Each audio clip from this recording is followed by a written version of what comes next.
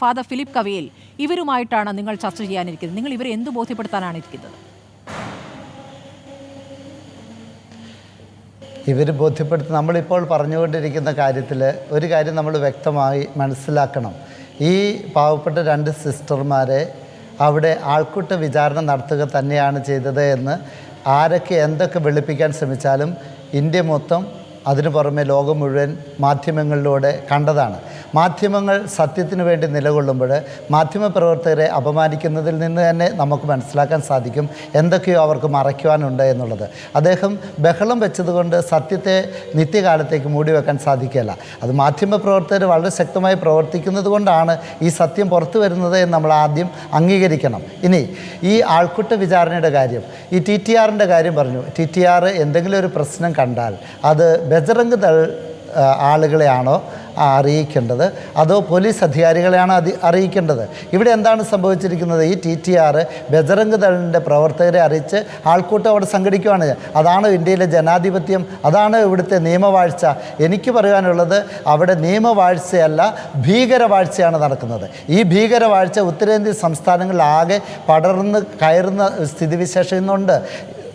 എണ്ണത്തിൽ കുറവായതുകൊണ്ട്, ന്യൂനപക്ഷമായതുകൊണ്ട് ഞങ്ങളെ അങ്ങ് ഇല്ലായ്മ ചെയ്തേക്കാനാണ് നിങ്ങൾ വിചാരിക്കുന്നതെങ്കിൽ അത് നിങ്ങൾ ജനാധിപത്യത്തെ ബഹുമാനിക്കാത്തത് കൊണ്ടാണ് എന്ന് തുറന്നു പറയുവാൻ ഞാൻ ആഗ്രഹിക്കുകയാണ്. ഇതേ കാര്യം നമ്മൾ എടുത്തു നോക്കണം. ഈ മതപരിവർത്തനമാണല്ലോ നിങ്ങളുടെ ഒരു വലിയ വിഷയം. ആരെയാണ് നിങ്ങൾ ഈ മതപരിവർത്തനം നടത്തുന്നത് പറയുന്നത്? ആദിവാസികളെയാണ് നിങ്ങൾ പറയുന്ന മതപരിവർത്തനം നടത്തുന്നത്. ഈ ആദിവാസികളുടെ സ്ഥിതി എന്താണ്? ഈ ആദിവാസികളെ നിങ്ങൾ ആരാണ് കൈകൊടുത്ത് ഒന്ന് ഉയർത്താൻ ശ്രമിക്കുന്നത്?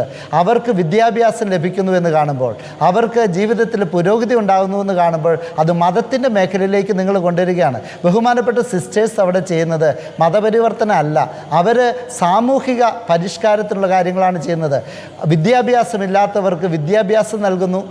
രോഗികളായിട്ടുള്ള, കുഷ്ഠരോഗികളായിട്ടുള്ള, അതുപോലെ ഉപേക്ഷിക്കപ്പെട്ട മനുഷ്യരെ നോക്കാം. നിങ്ങൾ തന്നെ ശ്രദ്ധിച്ച് നോക്കുക, ആരെയാണ് അവർ ശുശ്രൂഷിക്കുന്നത്? അവിടെയുള്ള മേലാളന്മാർ ഉപേക്ഷിച്ച ആളുകളെയാണ് ഇവർ ശുശ്രൂഷിക്കുന്നത്.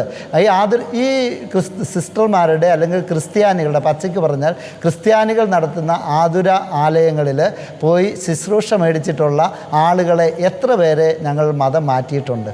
ഞങ്ങളുടെ ക്രൈസ്തവ സ്കൂളുകളിൽ പഠിച്ചിട്ടുള്ള എത്ര പേരെ ഞങ്ങൾ മതം മാറ്റിയിട്ടുണ്ട്?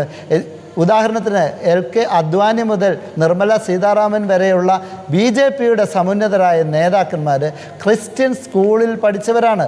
ഈ പറയുന്ന ഇപ്പോൾ ഈ പ്രശ്നം നടക്കുന്ന സംസ്ഥാനത്തിൻ്റെ മുഖ്യമന്ത്രി ഏത് സ്കൂളിൽ പഠിച്ച ആളാണ് എന്ന് താങ്കളൊന്ന് അന്വേഷിച്ച് നോക്കണം. എന്നിട്ട് എന്തേ അദ്ദേഹത്തെ മതം മാറ്റാൻ പറ്റാത്തത്?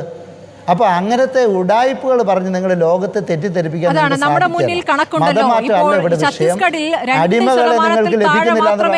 ക്രിസ്ത്യാനികളുള്ളൂ. ഈ പറയുന്ന എത്രയോ പെൺകുട്ടികളെ കാണാതായി എന്നൊരു കണക്ക് അദ്ദേഹം പറഞ്ഞല്ലോ.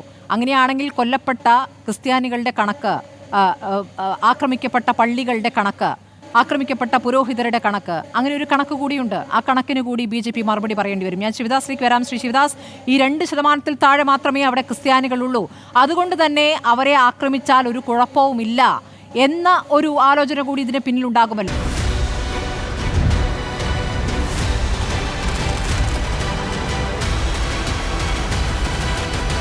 ഡിബേറ്റ് വിത്ത് സ്മൃതി പരുത്തിക്കാട്.